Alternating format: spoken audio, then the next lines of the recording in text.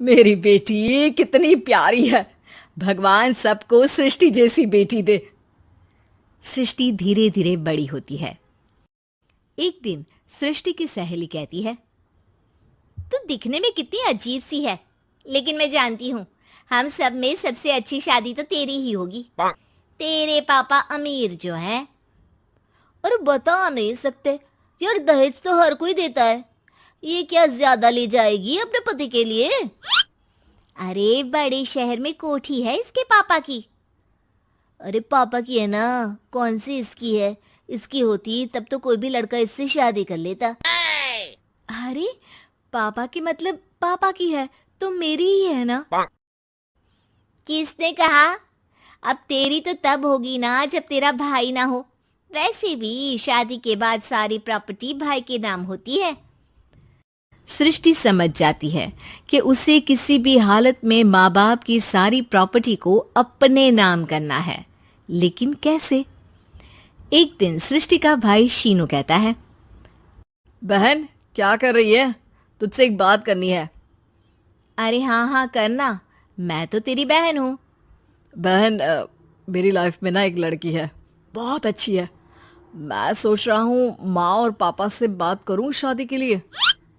सृष्टि को समझ में आ जाता है कि भाई की शादी होते ही भाभी उसे एक दिन भी घर में बर्दाश्त नहीं करेगी।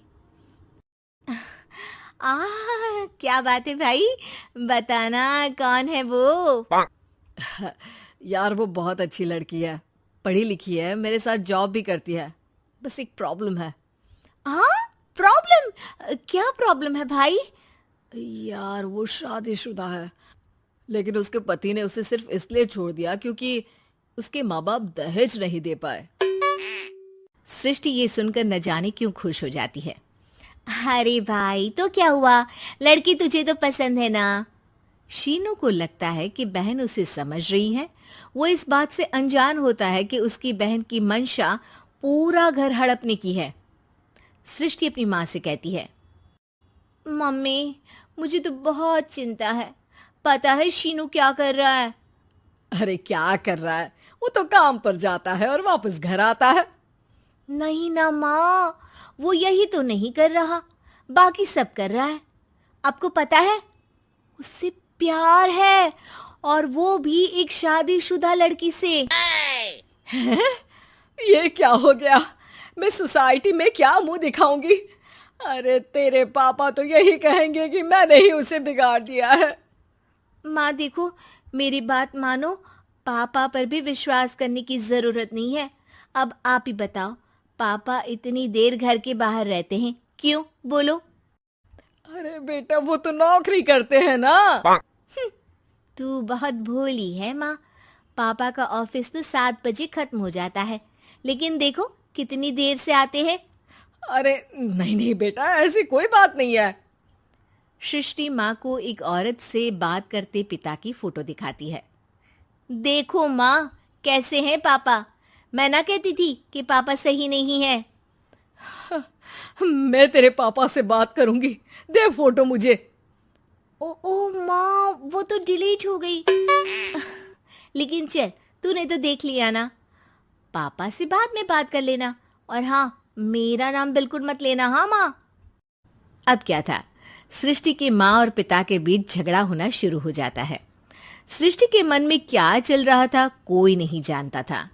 एक दिन, माँ सृष्टि के लिए एक लड़का देखा है, वो लोग शाम को उसे देखने आने वाले हैं।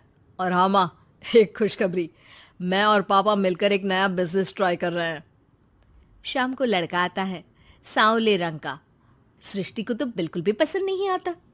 लड़की की माँ कहती है, लड़की का चेहरा तो कोई खास नहीं, लेकिन अगर मेरे बेटे को आप लोग सेटल कर दें तो मैं उसकी शादी आपकी बेटी से करवा दूं। सृष्टि को लड़का बिल्कुल पसंद नहीं था। उसे भाई पर गुस्सा आ जाता है।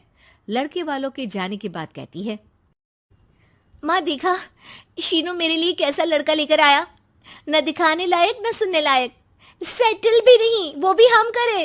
अरे माँ मैं जानती हूँ ये मेरी शादी किसी भी घर में क्यों करवाना चाहता है। अरे कैसी बात कर रही है बहन? तूने तो देखा ना, लड़के को मैंने ही मना कर दिया तुझसे शादी के लिए। जिसने लड़का बताया था उसने उसकी बहुत तारीफ की थी। बात आई गई हो जाती है, लेकिन सृष्टि का मन शांत नहीं होता। क्या करूं, कुछ समझ में नहीं आ रहा। मेरी शादी हो गई तो ये लोग पूरी प्रॉपर्टी शीनू के नाम कर देंगे, मेरे हाथ तो कुछ लगेगा ही नहीं। तभी सृष्टि को आइडिया आता है। वो किसी वकील को फोन करती है। जी देखिए, अगर आपके मम्मी पापा का तलाक हो जाता है तो आपके पिता की आधी प्रॉपर्टी आपकी माँ के नाम हो जाएगी, फिर उसे वो किसी को भी दे सकती है। सृष्टि अब माँ को बेटे के खिलाफ भरती है। माँ, शीनू पर नजर रखा करो, वो जिस लड़की के प्यार में है ना वो शादीशुदा है। यहाँ आएगी, सारा पैसा, रुपया, जमीन, जायदाद सब हड़प लेगी। पापा का भी हाल तुमसे छुपा नहीं है। ऐसा ना हो कि मैं और आप एक दिन सड़क पर भीख मांगे। हे भगवान, मैं तो जीते जी मर जाऊंगी अगर ऐसा हो गया तो। ऐसा हो गया नहीं माँ, ऐसा ही होगा। अभी समय है, आगे का सोच लो। मैं तो कहती हूँ पापा से आधी प्रॉपर्टी लेकर अलग हो जाओ। पापा की आधी प्रॉपर्टी भी हम लोगों को अगर मिल जाती है ना तो अगले 7 जन्म सफल समझो। बेचारी माँ बेटी के कहने पर पति से तलाक लेकर अलग हो जाती है। सृष्टि अब पैसों से गाड़ी और अपने दूसरे महंगे शौक पूरे करने लगी। उसके दोस्त भी उसके पैसे इस्तेमाल करते। सृष्टि, कल तुम कहाँ थी? मैं सारा दिन घर पर अकेली थी। तो मैं क्या करूं? मैंने ठेका तो नहीं लिया है ना तुम्हें संभालने का। माँ को सृष्टि से ये उम्मीद नहीं थी। वो बैठकर रोने लगती है। वहीं उसका पति यानी कि सृष्टि के पिता आ जाते हैं। मैं जानता था कि तुम्हारा यही हाल होगा, तो आपने मुझे रोका क्यों नहीं? मैं रोकता तो तुम रुकती क्या? सृष्टि के कहने पर तुमने मुझ पर, अपने बेटे पर शक किया, लेकिन तुम ये भूल गई कि कैसे हम दोनों ने मिलकर जीवन में इतना सब खड़ा किया। माँ पति के गले लग जाती है। मुझे माफ कर दीजिए, मैंने आपकी कमाई का एक बड़ा हिस्सा गवा दिया।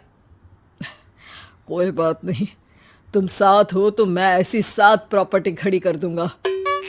तभी वहां सृष्टि आ जाती है रोते हुए। माँ, मयंक ने मुझे छोड़ दिया। वो बोल रहा था जब तक मेरे पास पैसे थे तब तक ही वो मेरे साथ था। पापा, माँ, मुझे माफ कर दीजिए। अरे मेरी नीली वाली लुंगी नहीं दिख रही है। विभा की अम्मा, कहाँ रखी है लुंगी? अरे वो तो विभा ने परसों ही धोकर रखी थी आपकी अलमारी में, देखो वहीं होगी। वो ना मैंने आज धो दी, मुझे लगा कि गंदी हो गई होगी। अरे कैसे गंदी हो गई थी? उसे तो मैंने पहना भी नहीं। हे भगवान, इस लड़की के कपड़े धोने की आदत से परेशान हो गया हूँ मैं। जितना तो घर में राशन नहीं आता उससे कहीं ज्यादा डिटर्जेंट पाउडर का खर्चा है। इसकी शादी करवा दो, शादी जाए अपने घर में ही करे काम, फिर चाहे घर के कपड़े धोने हो या पूरे गांव के। हाँ ठीक बोल रही हो, देखता हूँ मैं कोई लड़का। वो दिन भी आ जाता है जब विभा को देखने लड़के वाले आ जाते हैं। लड़की मुझे अच्छी लगी। होने वाली सास कहती है, बेटी अगर कुछ पूछना है तो पूछ लो। वैसे तो हमारी लड़की बहुत ही शर्मीली है, जो बोल दो वो मान लेती है, इसे क्या पूछना होगा। अरे कैसी बात कर रही हो माँ, मुझे इन लोगों के घर रहना है, सवाल तो कई है। हाँ हाँ बेटा, पूछ लो ना, क्या पूछना है। आप लोगों के घर कपड़े कौन धोता है? सास का मुंह बन जाता है। देखो, अगर तुम ये कहना चाहती हो कि तुम्हें कपड़े धोने नहीं आते तो सुन लो, कपड़े मैं ही धोती हूँ, लेकिन तुम्हारे आ जाने के बाद मैं रुमाल तक नहीं धोऊंगी। अरे चुप रहना भाग्यवान, बहू बेचारी घर आई नहीं, उसे डराना शुरू कर दिया। वो क्या है ना बिटिया, अभी तक तो ये कल्लू की माँ ही धोती थी, लेकिन अब तुम्हारे पापा तो दहेज में वॉशिंग मशीन देंगे ही। तभी विभा की माँ बोल पड़ती है, सवाल भी पूछा तो क्या। वैसे भाई साहब, मशीन की तो फिर भी कपड़े धोने की कैपेसिटी होती है, मतलब जो बिटिया दे रहे हैं ना विभा, इसे कपड़े धोने का बहुत शौक है। ये आप लोगों के क्या, आस पड़ोस गांव मोहल्ले सबके कपड़े धो दे और उफ तक ना करे। बाहर देखा नहीं आपने कितने कपड़े सूख रहे हैं, सब हमारी बिटिया ने ही तो धोए हैं। बस भी करो ना माँ, शर्म आ रही इतनी तारीफ सुनकर। और तो और एक दाग निकाल कर दिखाओ तो मान जाऊं। हाँ अच्छा अच्छा, माफ करना बेटा, मैंने गलत समझा। हमें तो रिश्ता बहुत पसंद है। और ऐसे जुड़ जाता है रिश्ता कपड़े धोने का शौक रखने वाली विभा का। उसकी शादी हो जाती है कोयला फैक्ट्री में काम करने वाले कल्लू के साथ। शादी के बाद अचानक विभा चिल्लाती हुई सास के पास आती है। सासू माँ, अरे सासू माँ कहाँ है आप? ये तो धोखा है, धोखा दिया आप लोगों ने मुझे। इसे ससुर के चक्कर के बारे में पता चल गया। अरे तो उसमें तुझे क्यों धोखा मिला है? अरे नल में पानी नहीं आता, कपड़े कैसे कब धुलेंगे? अच्छा अच्छा, तू पानी नहीं आ रहा उसकी बात कर रही है। तो आपने क्या सोचा? कुछ नहीं। अच्छा हाँ, तेरी माँ ने कहा था कि कपड़े धोने का शौक है तुझे, याद आया मुझे। शौक शौक बोलकर कपड़े धोने वाले मेरे जुनून को कम ना आके सासू माँ, कपड़ा धोना मेरा गुरूर है। तभी पति भी वहाँ आ जाता है। अभी अभी मैंने इसे सनी देओल की फिल्म दिखाई है, उसी के डायलॉग मार रही है माँ। अच्छा सुन, साफ साफ बता रही हूँ, पानी सुबह 4 से 6 और शाम को 10 से 12 आता है, समझी? विभा टाइमिंग सुनकर हैरान हो जाती है। ये क्या भूतों का मोहल्ला है? सुबह 4 बजे उठकर कौन कपड़े धोता है? 4 बजे टंकी में पानी जाता है, फिर सारा दिन धोना ना, किसने मना किया? अरे कैसे बात कर रही हैं? 200 लीटर की टंकी में कितने कपड़े धो लूंगी मैं? सुबह ही उठ जाऊंगी मैं। अब क्या था, विभा सुबह 4 से लेकर रात के 12 बजे तक कपड़े ही धोती रहती। एक रोज सास पड़ोस से निकलकर कहीं जा रही होती है कि साथ वाली कहती है, हाँ कल्लू की माँ, जरा ये बताओ कि 2 साड़ी है, 2 ब्लाउज और एक पेटीकोट और एक नाड़े वाला लंबा कच्छा। हाँ तो? अरे तो क्या, कितना लोगी धुलाई ये बताओ। धोबन दिख रहे हैं हम क्या? हमारे पति सरकारी नौकरी से अभी अभी रिटायर हुए हैं और बेटा सुपरवाइजर है कोयला फैक्ट्री में। धोबन समझ रखा है हमें। हाय रे कल्लू की अम्मा, माफ कर दो, वो तो मोहल्ले में यही सब बता रहे थे कि तुमने बहू को कपड़ा धुलवाने के काम में लगा दिया है। सास को पड़ोसन की बात सुनकर गुस्सा आ जाता है। वो घर पहुंचती है जहां घर के बाहर ही इतने सारे कपड़े सूख रहे होते हैं जितने कि किसी धोबन के घर पर। अरे ओ कल्लू की दुल्हन, बाहर निकल। माँ जी यहीं आ जाओ, बाथरूम में चादर धो रहे हैं हम। अरे अभी हम धोते हैं, तुमको बाहर निकलो। ये आस पड़ोस वाले बोल रहे हैं कि हम बहू से कपड़े धुलवा धुलवा कर उसे कपड़ा धोने वाली बना दिए हैं। अरे छोड़ो ना माँ जी, किन लोगों की बातों में आती हो? आस पास के लोगों का तो काम ही होता है कि वो किसी तरह सास बहू को लड़ा दे। बहू सारे घर के कपड़े धोती है, ये क्या कम है? बोलिए। सास को भी लग जाता है कि वो बहू का ये सनकीपन नहीं छुड़वा सकती, इससे अच्छा है कि खुद ही चुप हो जाए। एक रोज सास और बहू मंदिर जाते हैं, जहाँ सास की साड़ी वहाँ खड़ी भीख मांगने वाली से मिलती है। माँ जी क्या बात है, आपकी साड़ी उस भिखारन से कितनी मिल रही है ना? हाँ हाँ देखो तो, दोनों की साड़ी मिल रही है। क्या बात है कल्लू की अम्मा, तुम खुद को तो अफसर की बीवी बताती हो और ऐसी सिंपल सी प्लेन साड़ी पहनकर घूमती हो। सिंपल और प्लेन नहीं है ये साड़ी। तो क्या सोने के धागे से फूल बने हैं? कुछ भी सासू माँ, कुछ भी। हाँ बने थे इस साड़ी में सोने के धागे से फूल। मेरे पति लेकर आए थे मद्रास से स्पेशली मेरे लिए 10,000 की। ताहे भाई साहब इस भिखारन के लिए भी सेम टू सेम साड़ी लेकर आए होंगे 10,000 की। सास उस वक्त तो कुछ नहीं कहती, लेकिन बहू के साथ घर आती है और अलमारी से एल्बम निकाल कर लाती है। ये साड़ी देख रही है, ये वही साड़ी है जिसे मैंने अभी पहना था। इस साड़ी में ये जो चमकदार फूल दिख रहे हैं ना, ये सोने के धागों से काटे गए हैं। लेकिन तू लोकल वॉशिंग मशीन ब्रश से घिस घिस कर सारे फूलों को निकाल कर साड़ी प्लेन कर दी। मुझे माफ कर दीजिए सासू माँ। और तो और, जब मैंने तुझे तेरी गलती के लिए कुछ नहीं कहा, लेकिन तूने तो सबके सामने मेरा मजाक ही बना दिया। क्यों? बहू को समझ में आ जाता है कि अब से उसका कपड़े धोना बंद।